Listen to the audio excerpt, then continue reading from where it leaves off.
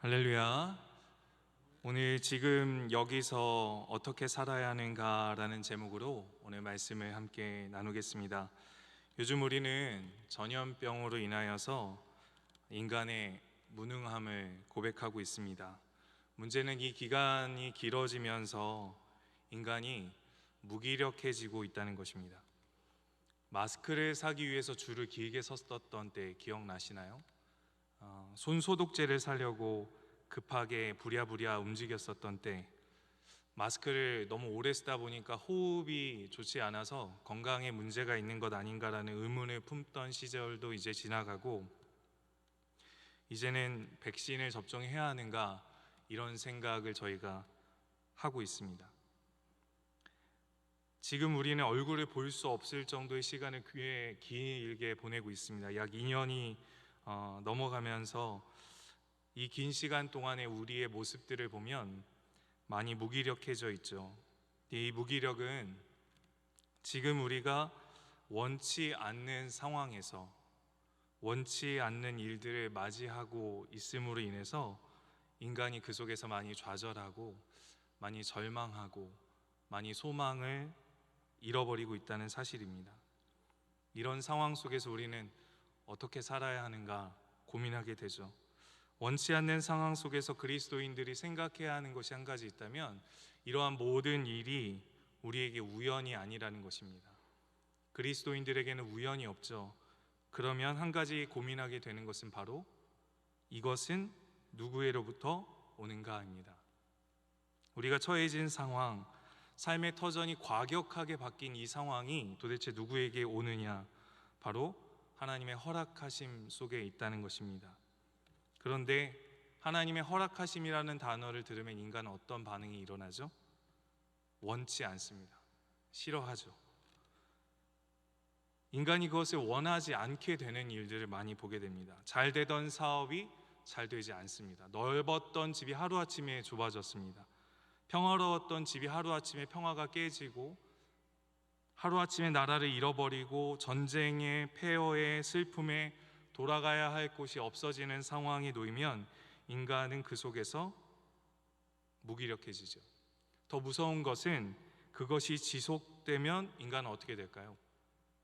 그것이 반복되면 이런 상황에서 인간은 어떻게 살아야 하는가를 고민하게 되고, 오늘 말씀은 삶의 터전이 과격하게 바뀐 사람들에게 하나님의 말씀이 어떻게 지금 여기서 살아야 하는지를 말씀해 주고 있는 본문입니다. 오늘 우리가 읽은 본문은 예레미야서인데요, 예레미야서를 이해하기 위해선 예레미야서 1장 2절과 3절을 이해하셔야 합니다. 예레미야 1장 2절과 3절에 보시면 요시야 3년에 그리고 여호야긴 그리고 시드기야, 다시 말해서 예레미야가 예언하는 동안에 남유다가 멸망했습니다. 멸망을 예언했지만 멸망을 보게 되는 것이 바로 예레미야입니다. 오늘 그 본문 중 저희가 읽은 본문은 예레미야 29장 1절부터 11절까지 말씀을 봤는데요, 오늘 함께 한 절씩 살펴보게 될 텐데, 예레미야 29장 1절과 2절을 살펴볼 텐데 1절을 읽어보시면 편지를 받는 독자들이 나타납니다. 우리 1절 말씀 같이 한번 읽어보겠습니다. 예레미야 29장 1절입니다. 시작. 선지자 예레미야가 예루살렘에서 이 같은 편지를 느부갓네살이 예루살렘에서 바벨론으로 끌고 간 포로 중 남아있는 장로들과 제사장들과 선지자들과 모든 백성에게 보냈는데, 이 말씀을 한마디로 정리하면 지금 이들이 어디에 있죠? 원치 않는 장소, 원치 않는 일, 원치 않는 상황에 놓였습니다. 어디죠? 바벨론입니다. 어떤 사람들이 바벨론에 있죠? 하나님의 백성들이 바벨론의 포로로 끌려가 있습니다. 원치 않는 상황, 원치 않는 장소, 원치 않는 사람들과 원하지 않는 언어 속에, 원하지 않는 문화 속에 있습니다. 이들이 썼던 단어들, 언어들은 아카드어, 수메르어, 아람어입니다. 히브리 원어를 썼었던 이 이스라엘 백성들에게 그 땅은 대화가 통하지 않는 곳이었죠. 그 누구도 바랄 수 없고 원하지 않는 장소에 놓여진 것입니다. 지금 우리가 겪는 팬데믹 누가 원하겠습니까? 특별히 그리스도인들, 특별히 우리 충현의 성도님들 생각해 보십시오. 원하십니까? 함께 모여서 함께 옆자리에 앉아서 예배하고 함께 손을 맞잡으며 격려하고 함께 찬양하고 함께 기도하고 함께 교구 모임하고 순 모임하고 함께 부서에서 자녀들과 말씀을 나누고 씨름했었던 순간들, 그 모든 것들을 송두리째 하루아침에 할 수 없게 되었습니다. 누가 이런 상황을 원하겠습니까? 이렇게 과격한 삶의 변화들, 심지어는 재정의 압박들을 겪고 계신 우리 성도님들도 계시죠. 인간이 이러한 상황에 놓이면 어떻게 살아야 할까요? 하루아침에라는 단어 아시죠? 하루아침에. 모든 것이 달라지는 상황을 표현할 때 주로 사용되는 단어입니다. 하루아침에 달라진 장소, 하루아침에 함께하던 사람들이 달라지는 상황. 이 단어를 국어사전에서 예시문을 찾아봤는데 하루아침에라는 단어에 어울리는 뒤의 단어들이 내동댕이 쳐졌다, 곤두박질 치게 되었다, 돌아섰다, 달라졌다입니다. 하루아침에. 1절 후반절에 보시면 이 상황이 얼마나 좋지 않았는지를 더 잘 나타내주고 있는데, 남아있는 장로들 이렇게 표현되어 있죠. 개역개정에는. 새번역 성경에는 이 남아있다라는 단어를 좀 더 명확하게 설명하고 번역해서 새번역 성경을 띄워주시면 우리 같이 한번 읽어보겠습니다. 시작. 이것은 예언자 예레미야가 예루살렘에서 보낸 편지로서 포로로 잡혀간 장로들 가운데서 살아남은 사람들을 비롯하여 느부갓네살이 예루살렘에서 바벨로니아로 잡아간 제사장들과 예언자들과 온 백성에게 보낸 것이라. 남은 사람, 남아있는 장로들이란 뜻은요, 살아남은 장로들입니다. 뭘 전제로 하죠? 뒤집어 보면 수많은 피가, 수많은 사람들의 희생이 전제돼서 바벨론 포로로 끌려왔다는 것이 전제입니다. 근데 살아남은 거죠. 살아남았는데 어디로 와 있습니까? 원치 않는 장소 바벨론 땅에 도착해져 있는 것입니다. 근데 누가 이 말씀을 받죠? 장로들, 제사장들, 선지자들과 모든 백성입니다. 여기서 정말 이 한 절 안에 담겨있는 절망의 상황이, 하나님의 말씀으로 교훈받고 책망받아야 되는 대상이 장로들, 제사장들, 선지자들과 백성들입니다. 장로들, 제사장들, 선지자들이 했어야 하는 역할이 무엇이었죠? 하나님의 백성들을 바른 길로 인도하는 것이어야 되는데, 이제는 예레미야의 말씀을 통해 교훈받고 책망받아야 되는 대상 안에 담겨져 있습니다. 2절 말씀 보시면 이 편지가 전해지는 때가 언제인지를 아주 정확하게 기록하는데, 2절 말씀 우리 같이 한번 읽어보겠습니다. 시작. 그때는 여고니아 왕과 왕후와 궁중 내시들과 유다와 예루살렘의 고관들과 기능공들과 토공들이 예루살렘에서 떠난 후라. 이때가 언제죠? 그때는 이렇게 기록되어 있는데, 여기서의 그때는 여고니아가 힌트입니다. 여고니아는 여호야 긴입니다. 바벨론 포로를 세 차례 끌려가죠. 1차, 2차, 3차. 여호야 긴 때 1차로 끌려가고, 긴 시드기야, 긴 때 이 여고니아 때 2차로 포로로 끌려갑니다. 다시 말해서 그때는 예레미야를 통해서 편지가 전해질 때는 두 번째로 바벨론 포로로 끌려가는 그때인데, 누가 끌려갔냐? 그 당시 왕과 왕후와 국내 내시와 고관들, 그들이 예루살렘을 다 떠난 후라고 기록합니다. 성도님들, 한 나라의 고관들과 관리들을 다 데리고 포로로 끌고 가버리면 남겨진 나라는 어떤 상태가 되는지 아십니까? 무정부 상태가 됩니다. 남겨진 사람들은 수많은 재난과 전쟁과 가난과 기근 속에서, 절망 속에서 살아가게 되는 것이죠. 열왕기 하 24장에 보면 누가 남겨졌다라고 기록하고 있냐면 비천한 자들이라고 성경은 기록하고 있습니다. 2차로 포로로 나라의 나란 일을 할 사람들, 나라를 이끌고 갈 사람들은 다 끌고 가고, 남겨진 비천한 자들, 다시 말해서 바벨론의 통치에 있어도 저항할 수 없는 사람들만 남겨놓고 그 일을 감당할 수 조금 나라에 힘 있어 보이는 사람들은 다 바벨론 포로로 끌고 갔다고 이야기합니다. 인간이 겹쳐진 슬픔을 당하면 어떤 상태가 놓여지는지 아시죠? 인간은 소망이 끊어집니다. 설상가상, 엎친 데 덮친 격으로 계속되는 고난이 반복되면 인간은 소망이 끊어집니다.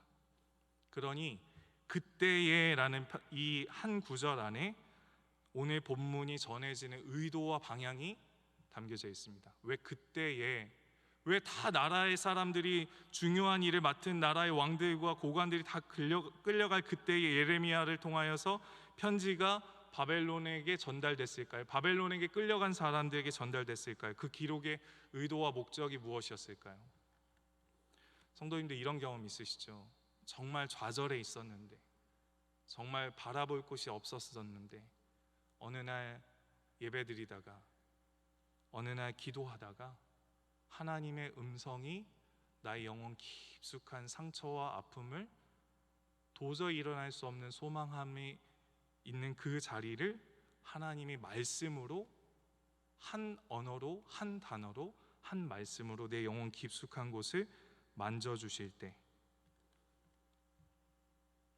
바벨론 포로로 끌려가서 원치 않는 상황, 원치 않는 사람들과 원치 않는 장소에서 삶을 살아가는 그들에게 그때에 하나님의 말씀이 임하여서 그들 속에 임재하시고 그들을 안으시고 그들 속에도 하나님의 말씀을 내버려 두지 않고 주셨다는 사실, 예레미야의 편지를 통해 이스라엘 백성들에게 하나님의 은혜가 전해지고 있습니다. 오늘 1절부터 11절까지는 그 말씀이죠. 3절 말씀 제가 읽어드리겠습니다.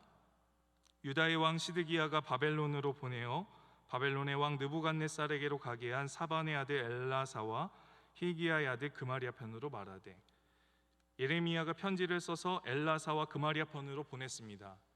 근데 그때 당시 남유다 왕은 시드기야죠. 여호야긴의 삼촌입니다. 적대적인 관계여서 느부갓네살 왕이 대신 세웠습니다. 그 나라 국민들이 세운 게 아니라 느부갓네살 왕이 세운 사람이 시드기야입니다. 마따디아라는 원래 이름이 있었지만 이름을 바꿔줬습니다. 느부갓네살 왕이 바꿔서 시드기야를 세웠고, 예레미야가 쓴 편지를 엘라사와 그마리아 편에 보냈습니다. 그 절망의 상황에서 어떻게 살아야 하는지를 이스라엘 백성들에게, 지금 이곳에 끌려와 있는 그들에게 어떻게 살아야 하는지 편지하고 있는데, 그 내용을 4절 말씀 우리 같이 한번 읽어보겠습니다. 시작. 만군의 여호와 이스라엘의 하나님께서 예루살렘에서 바벨론으로 사로잡혀 가게 한 모든 포로에게 이와 같이 말씀하시니라. 편지 서두에 어떻게 쓰죠? 만군의 여호와 이스라엘의 하나님께서, 만군의 여호와 이스라엘의 하나님께서 이와 같이 말씀하시니라. 지금 자기들이 어디 끌려와 있죠? 속국입니다. 포로입니다. 광활한 그 땅에 눈으로 다 담을 수 없는 화려함을 담은 바벨론이라는 땅에 끌려와 있는데, 편지의 첫 서두가 만군의 여호와 이스라엘의 하나님. 두 가지 반응이 있겠죠. 믿음으로 받는 사람은 자기의 눈앞에 있는 바벨론 왕이 아니구나라는 걸 고백할 수 있을 것이고, 믿음의 눈으로 바라보지 못한 사람은 콧방귀를 낄 것입니다. 바벨론으로 포로로 끌려와 있는데 하나님이 만군의 여호와시라고 할 수 있겠죠. 이 편지를 보낸 사람, 그리고 그 편지를 받는 독자들의 상황은 어떻습니까? 모든 것이 자기들이 기대하는 대로, 원하지 않는 대로밖에 안 된 사람들, 기대와는 전혀 다른 방향으로 흘러가서 절망하고 좌절하고 먹고 막 살고 싶고 대충 살고 싶고 포기해버리고 싶어 허무주의에 빠진 사람들이 일부 있었을 것입니다. 반대로 이제 내일이면 끝날 거야, 곧 끝날 거야, 대충 살면 되겠지라는 마음을 가지고 살아갔던, 마음을 못 잡고 그냥 쾌락주의, 하루하루 그냥 즐겁게 살자라는 쾌락주의에 빠진 사람들도 있었을 것입니다. 둘 다 하나님께 실망한 사람들이죠. 필요 이상의 두려움에 쌓인 사람들, 반대로 무질서한 삶으로 헛된 소망을 꿈꾸고 사는 사람들에게 지금 하나님은 말씀하고 계십니다. 여기서 첫 번째 어떻게 살아야 되는지를 알 수 있습니다. 첫 번째, 지금 여기서도 말씀하시는 하나님, 지금 원치 않는 그 상황 속에서도 지금 여기서도 여전히 말씀하시는 하나님을 기억하시며 사셔야 합니다. 지금 삶의 자리가 어떠한지 지금 삶의 형편이 어떠한지 우리는 다 서로의 상황 형편을 명확하게 알 수 없지만 원치 않는 장소에서, 원치 않는 상황에서, 원치 않는 사람들 속에서 지금 하나님은 우리에게 말씀하고 있다는 사실입니다. 근데 문제가 있습니다. 귀로 듣지 마십시오. 귀로 듣지 마십시오. 하나님의 말씀을 듣기만 하지 마십시오. 더 정확하게 말씀드리면 사람의 말로 받지 마십시오. 원하지 않는 장소 속에 끌려와 있는 그들이 지금 듣는 말씀은 만군의 여호와 이스라엘의 하나님이 이와 같이 말씀하시니라. 누구에게요? 4절 중반절에 바벨론으로 사로잡혀 가게 한 모든 포로에게. 더 구체적인 삶의 모습을 보시겠습니까? 5절입니다. 같이 읽어볼까요? 시작. 너희는 집을 짓고 거기에 살며 텃밭을 만들고 그 열매를 먹으라. 본문의 행동 강령을 이해하기 전에 하나님이 이 본문 속에서 담겨있는 의도를 깊이 생각해 보시면 좋겠습니다. 바벨론으로 포로로 끌려갔는데 그곳에 집을 짓고 거기서 살고 거기서 텃밭을 만들고 그 열매를 먹으라고요. 여기서 두 번째, 지금 여기서 어떻게 살아야 하는지 삶의 방식이 나오는데 지금의 자리를 인정하라입니다. 그리고 뒤돌아 보라는 것입니다. 바벨론 포로 기간은 하나님의 심판의 기간입니다. 그것을 겸손히 인정하라는 것이죠. 하나님의 심판은 하나님의 또 다른 계획입니다. 바벨론 포로의 이유를 아십니까? 예레미야 2장 8절의 말씀을 읽어볼 텐데요. 이스라엘 백성들의 바벨론 포로의 이유입니다. 제사장들은 여호와께서 어디 계시냐 말하지 아니하였으며 율법을 다루는 자들은 나를 알지 못하며 관리들도 나에게 반역하며 선지자들은 바알의 이름으로 예언하고 무익한 것들을 따랐느니라. 바벨론 포로에 끌려와서 자기들이 있는 자리를 인정하지 못하고 왜 우리가 여기 있어야 하지? 우린 내일 갈 거야, 우린 내일 돌아갈 거야 라고 이야기한다면 지금 자기들의 삶을 인정하지 않는 것입니다. 하나님이 이사야를 통해 예레미야를 통해 쏟아 부어주신 하나님의 말씀을 그것을 인정하지 못하는 것이죠. 지금에 있는 그 자리를 인정하지 못한다는 것은 하나님을 인정하지 못하는 것입니다. 하나님이 말씀하신 자리를 인정하려면 인간은 곤고해지죠. 자기의 죄의 자리를 인정하는 순간 인간은 곤고해집니다. 그럼 뭘 해야 할까요? 전도자는 이렇게 얘기합니다. 7장 14절에서 형통한 날에는 기뻐하고 곤고한 날에는 무엇하라고요? 되돌아보아라. 지금 전 세계는 곤고함 속에 있습니다. 바벨론 포로에 끌려간 이스라엘 백성들만 곤고한 것이 아니라 이 땅에 살아가고 있는 인간 모두는 곤고함 속에 있습니다. 무엇 해야 할까요? 되돌아보셔야 합니다. 여기서 쓴 히브리어는 보다, 바라보다, 조사하다라는 의미를 갖고 있습니다. 구약에만 한 1300회 등장하는데 이 단어가 쓰여졌던 주로 상황은 하나님의 말씀을 수용할 때, 하나님의 말씀을 듣고 이해하고 그에게로 돌아갈 때 되돌아보다라는 단어를 썼습니다.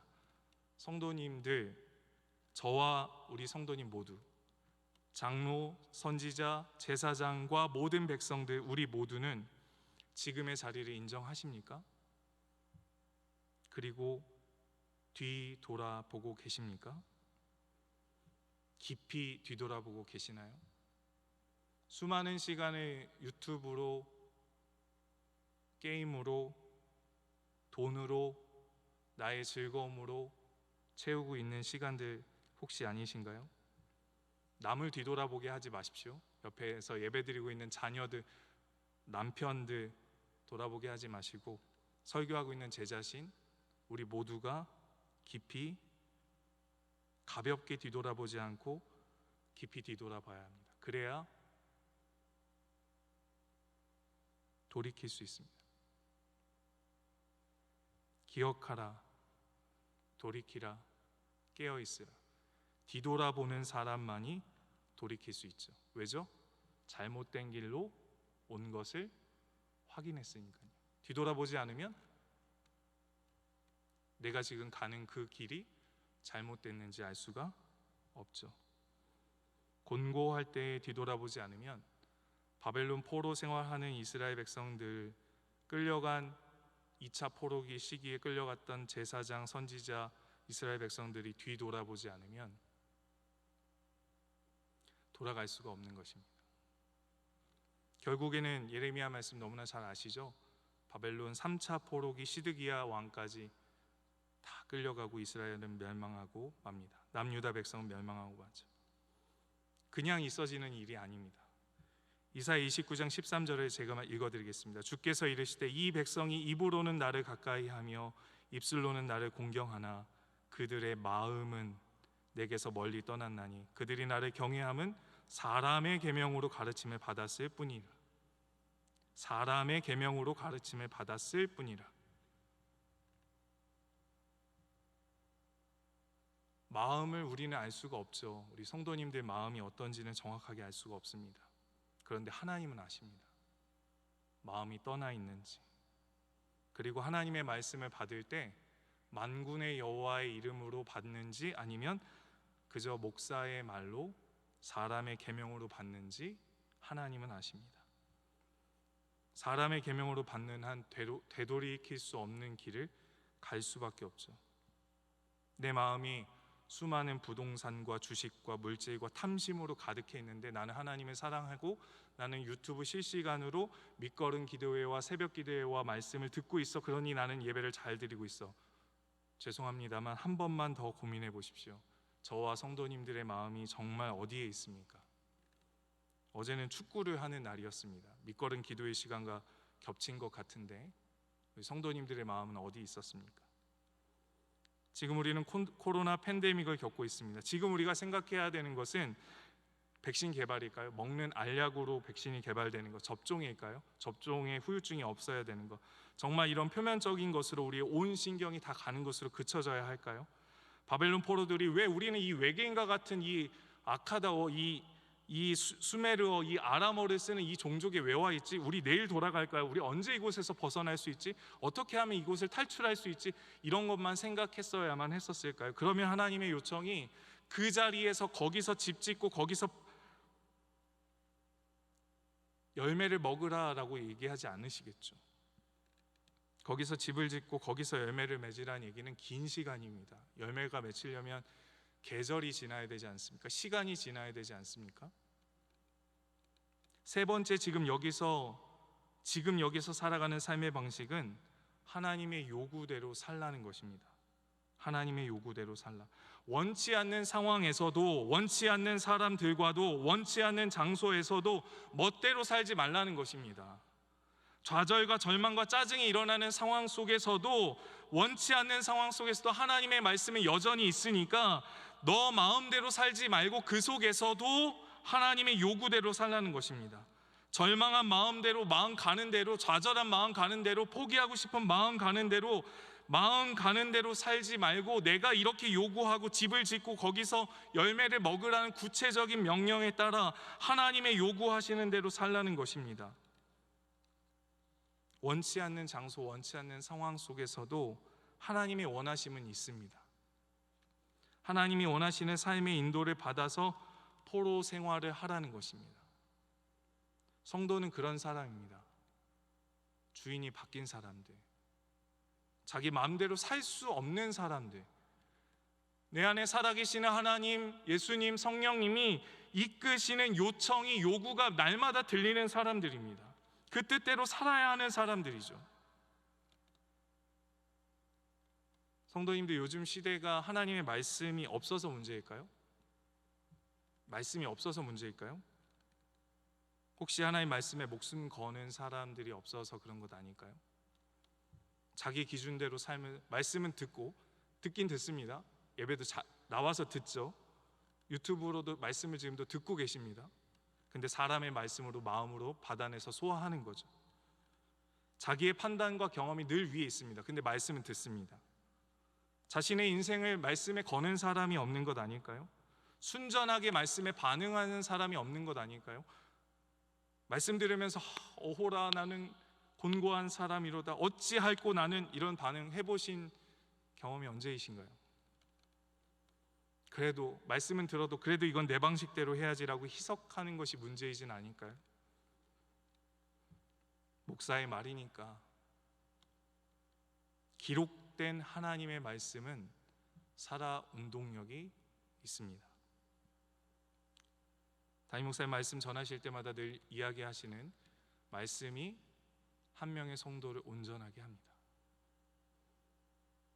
본문의 내용들을 깊이 살펴보면 여기가 너의 삶의 터전이다, 여기가 너의 살 곳이다, 생각보다 긴 시간이다, 그러니까 여기의 사람들과 동화되지 말면서 정착하고 쾌락을 즐기라는 뜻이 아니라 당장이라도 이곳을 떠날 것처럼 생각하지 말고 현실을 부정하면서 살지 말라는 것이죠. 6절 말씀 보시겠습니까? 6절은 더 구체적인 요구를 하십니다. 29장 6절입니다. 아내를 맞이하여 자녀를 낳으며 너희 아들이 아내를 맞이하며 너희 딸이 남편을 맞아 그들로 자녀를 낳게 하여 너희가 거기에서 번성하고 줄어들지 아니하게 하라. 노왕수 시대처럼 시집가고 장가가라는 뜻이 아닙니다. 여기서의 중요한 포인트는 낳으며 낳게 하여 번성하고 줄어들지 않게 하라는 것이죠. 무슨 뜻입니까? 줄어들지 말라. 번성하라는 이 히브리어는 창세기 1장 28절에 나왔던 단어 너무나 잘 알고 계시지 않습니까? 하나님이 인간에게 복을 주어서 생육하고 번성하고 땅에 충만하라, 출애굽할 때 줄어들지 않게 해주셔서 이스라엘 백성을 만드셨습니다. 다시 돌아오게 할 것이니 준비하고 있어라는 하나님의 명령이죠. 이스라엘 백성들은 바벨론 포로로 끌려가서 죄의 결과를 받아내면서라도 잃어버리지 말아야 되는 것은 만군의 여호와 하나님이 주신 말씀 붙잡고 소망을 놓치지 않는 것입니다. 왜냐하면 바벨론이 통치자가 아니라는 것이죠. 정말 열국의 열방의 통치자는 하나님이라는 사실을 기억하라고 편지해 주신 것입니다. 7절 말씀 보십시오. 더 가관입니다. 하나님의 요구는 정말 받아낼 수 있을까라고 생각하게 되는 거죠. 29장 7절 말씀입니다. 너희는 내가 사로잡혀 가게 한 그 성읍의 평안을 구하고 그를 위하여 여호와께 기도하라. 이는 그 성읍이 평안함으로 너희도 평안할 것임이라. 아니, 바벨론으로 포로 가서 그래요 하나님, 우리가 이곳에서는 잘 먹고 우리끼리는 번성하고 줄어들지 않게 할 수는 있지만 사로잡혀 가게 원치 않는 사람들, 원치 않는 장소에서 그 사람들을 위해서 기도하라고요? 뭘 인정해야 할까요? 요나 같은 마음이 들지 않으십니까?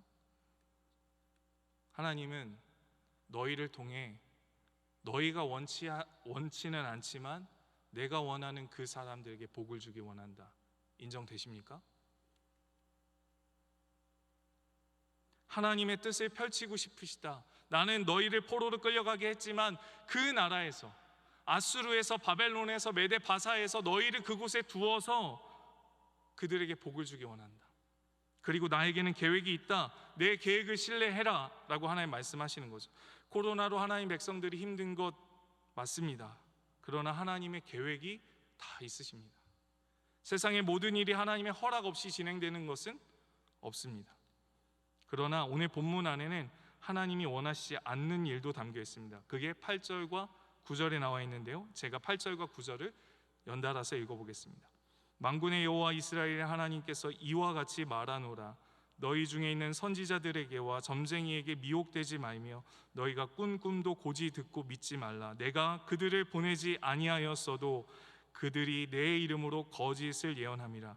여호와의 말씀이니라. 아멘. 하지 말라, 하나님 원치 않는 일이 한 가지 있는데 바벨론 포로로 끌려가서 하지 말아야 되는 일이 무엇입니까? 미혹되지 않는 것, 꿈을 듣고 믿지 않는 것, 거짓 예언을 믿지 않는 것입니다. 아이, 목사님 어떻게 거짓 예언을 믿겠습니까? 들어보시겠습니까? 예레미야 28장 11절에 나온 거짓 선지자의 말입니다. 예레미야 28장 11절의 말씀입니다. 모든 백성 앞에서 하나냐가 말하이르되 여호와께서 이와 같이 말씀하시니라. 내가 2년 안에 모든 민족의 목에서 바벨론 왕 느부갓네살의 멍에를 이와 같이 꺾으리라 하셨느니라 하매 선지자 예레미야가 자기에게를 가니라. 예레미야가 나무 멍에를 메고 나타났는데 하나냐 거짓 선지자가요, 그 예레미야의 나무 멍에를 가져가 부러뜨렸습니다. 그러면서 2년 안에 이와 같이 돌아올 것이다 라고 예언했습니다. 어떤 걸 믿으시겠습니까, 성도님들? 우리는 만군의 여호와 하나님이 이렇게 말씀하신다. 2년 안에 우린 돌아온다. 뭘 믿으시겠습니까? 그랬더니 하나님이 부러뜨린 나무 멍에 대신 무슨 멍에를 만들어주니 우리 충혈 성도님들 다 아시죠? 쇠 멍에를 만들어서 예레미야에게 주셨습니다. 왜 사람들이 거짓 예언에 현혹되는지 아십니까? 여러분, 많은 사람들이 진리에 귀 기울이지 않습니다. 사람들은 자신이 원하는 것을 말해주는 사람의 말에 귀 기울이죠. 자신이 원하는 것을 말해주는 사람을 좋아합니다. 왜냐하면 진리는요, 때로는 쓰라리기 때문에 그렇습니다. 진리는 심지어 아프기까지 합니다. 인간적인 마음으로 진리를 수용하고 받아낼 수가 없습니다. 진리는 진리의 영을 가진 사람만이 수납할 수 있죠. 그래서 진리는 사라지지 않고 진리는 성도들에게 참된 기쁨을 줍니다. 그리고 한 번 맛본 성도는 그 깊은 풍미 때문에 다시 그 진리를 사모하게 되는 것이죠. 하나님의 백성은 또다시 진리를 쫓고 진리를 따라 살려고 합니다. 누가 70년의 시간에 포로 생활한다고 하면 누가 좋아하겠습니까? 원치 않는 상황 속에 원치 않는 사람들과 함께 있는 70년을 좋아하겠습니까? 2년을 좋아하겠습니까? 70년 산다고 하면 역적이라고 그럴 거고, 이런 하나님 믿지 못하는 사람아, 당신이 믿음이 있는 거냐고 이야기할 것입니다. 예레미야가 그랬죠. 그런데 창세기 3장에서 사탄이 그렇게 말을 바꿨습니다. 하나님의 말씀 변경했죠. 11절의 말씀을 읽고 말씀을 정리하겠습니다. 여호와의 말씀이니라. 너희를 향한 나의 생각을 내가 아나니 평안이요 재앙이 아니니라. 너에게 미래와 희망을 주는 것이니라. 아멘. 지금 여기서 우리가 어떻게 살아야 할까요? 하나님은요, 지금 여기에 있는 우리에게 여전히 말씀하고 계십니다. 그 자리에서 귀로 듣지 않으셔야 합니다. 하나님의 말씀, 그것을 받아내는 우리는 영과 육이 새롭게 된 새 사람으로 하나님의 말씀에 반응을 일으켜야 합니다. 두 번째, 지금의 자리를 인정하시고 깊이 뒤돌아보셔야 합니다. 세 번째로는 하나님의 요구대로 내 멋대로 살고 싶은 그 상황과 형편 속에서도 하나님의 요구가 있음을 기억하고 하나님의 요구대로 사셔야 합니다. 마지막, 가장 중요한, 보이지 않지만 실제하시고 실존하시는 여호와 하나님께만 소망을 두실 수 있게 간절히 소망합니다. 잠언 19장 21절 말씀을 읽겠습니다. 사람의 마음에는 많은 계획이 있어도 오직 여호와의 뜻만이 완전히 서리라.